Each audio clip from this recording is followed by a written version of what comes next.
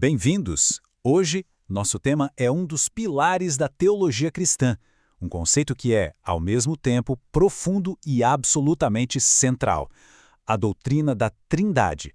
À primeira vista, pode parecer um desafio intelectual, mas o nosso objetivo aqui é entender que esta doutrina é o coração da revelação de Deus sobre si mesmo, conforme apresentado na fé cristã. E logo de cara, a gente se depara com a grande questão: o paradoxo aparente que intriga e, por vezes, confunde a tantos. Como é que Deus pode ser um e, ao mesmo tempo, três? Isso não seria uma contradição matemática? Essa tensão, no entanto, não é um obstáculo. Pelo contrário, é o nosso ponto de partida para mergulhar em uma das verdades mais ricas sobre quem é Deus. É fundamental entender o seguinte: a doutrina da Trindade não se apresenta como uma contradição lógica a ser resolvida, mas como uma revelação divina a ser recebida. Não estamos diante de um enigma. Estamos diante da tentativa da Igreja, ao longo dos séculos, de sistematizar fielmente aquilo que as próprias Escrituras revelam sobre a natureza complexa e relacional de Deus. Então vamos à nossa tese, a definição clássica e ortodoxa: um único Deus que existe eternamente em três pessoas: o Pai, o Filho e o Espírito Santo. Notem que cada palavra aqui foi cuidadosamente escolhida ao longo de séculos de debate.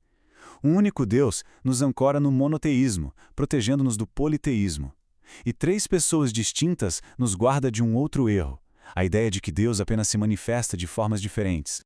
Ok, mas de onde a Igreja tirou essa formulação? Alguém simplesmente inventou isso séculos depois de Cristo? A resposta é um enfático não. Essa doutrina é, na verdade, uma construção teológica cuidadosa, erguida sobre o que podemos chamar de 5 pilares bíblicos fundamentais. Vamos examinar cada um deles.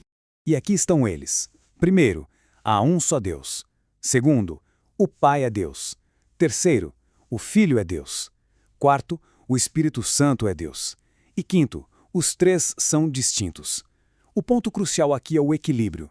A teologia ortodoxa exige que a gente afirme todos esses 5 pontos simultaneamente. Se removermos um só que seja, toda a estrutura colapsa e caímos em alguma heresia histórica. O primeiro pilar é a base de tudo: o monoteísmo estrito. A fé cristã é herdeira direta da confissão central de Israel, o Shema. Portanto, que fique bem claro desde o início, a Trindade não é, de forma alguma, uma afirmação de 3 deuses. Isso seria triteísmo, um erro teológico grave e uma contradição da própria Escritura. O segundo pilar é talvez o mais intuitivo para a maioria: a divindade do Pai. As Escrituras o chamam de Deus de forma explícita e recorrente.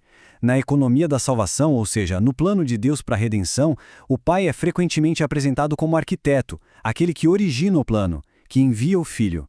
É uma distinção de papel, de função, não de essência.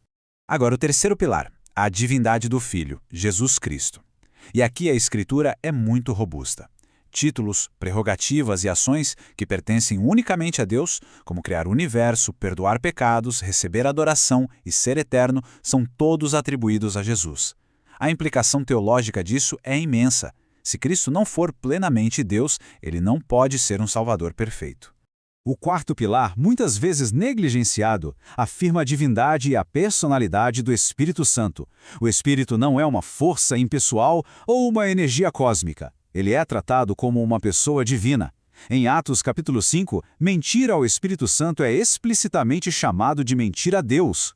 Ele ensina, guia, entristece-se. Somente uma pessoa divina poderia realizar obras divinas, como regenerar um coração e habitar em milhões de crentes ao mesmo tempo.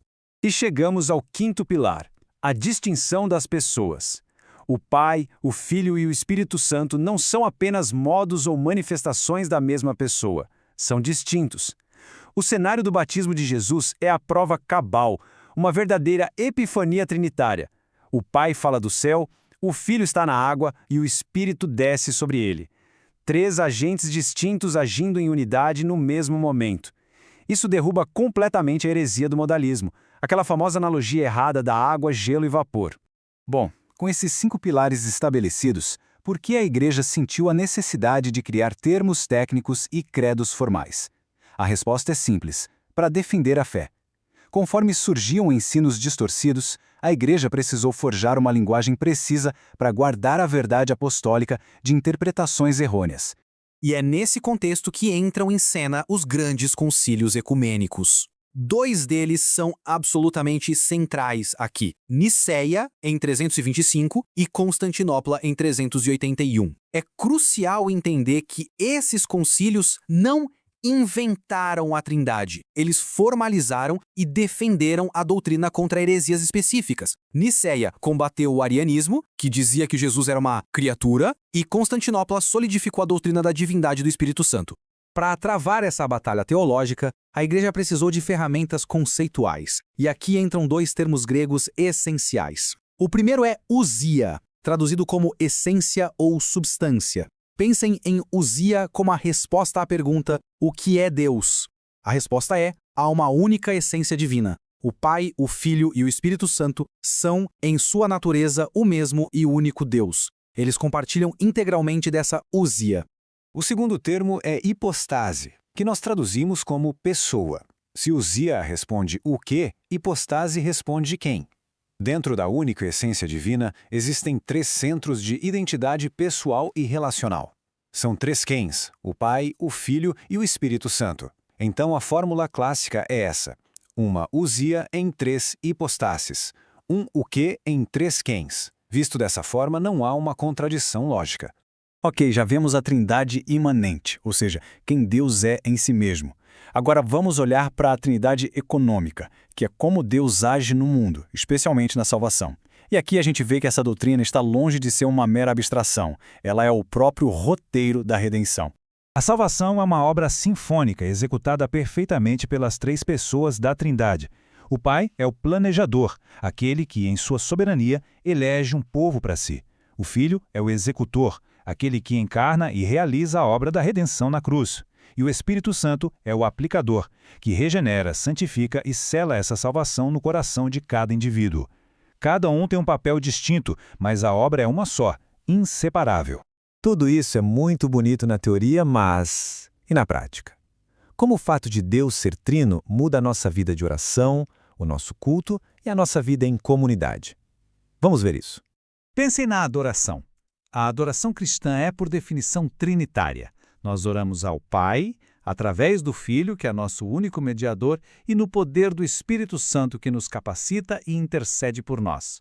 Se você tirar qualquer uma das pessoas dessa equação, o acesso a Deus, como o cristianismo o entende, se torna impossível. A Trindade é a própria gramática da nossa comunhão com Deus. Isso não é novo. Olhem para a bênção apostólica de Paulo. É uma fórmula trinitária. A graça do Senhor Jesus Cristo, o amor de Deus Pai e a comunhão do Espírito Santo. Essa é a vida da Igreja. Uma vida que flui da graça do Filho, está fundamentada no amor do Pai e é vivida na comunhão do Espírito. A vida comunitária da Igreja deve ser um reflexo da vida de amor e comunhão que existe dentro da própria Trindade.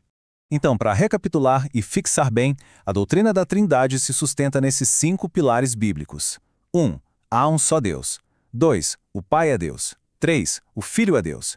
4. O Espírito é Deus. E 5. Eles são pessoas distintas. A fé cristã histórica é o ato de afirmar todos os 5, sem exceção. É a síntese desses pontos que nos dá o retrato bíblico de Deus. Para concluir, fica claro que a doutrina da Trindade não é um mero exercício intelectual para teólogos. É o fundamento de tudo. É a base da nossa salvação, o modelo para a nossa comunidade e o conteúdo da nossa adoração. E por isso, a questão final não é teórica, mas profundamente pessoal e prática. De que forma o conhecimento do Deus triuno, Pai, Filho e Espírito Santo, de fato molda a nossa adoração, a nossa oração e a nossa comunhão hoje?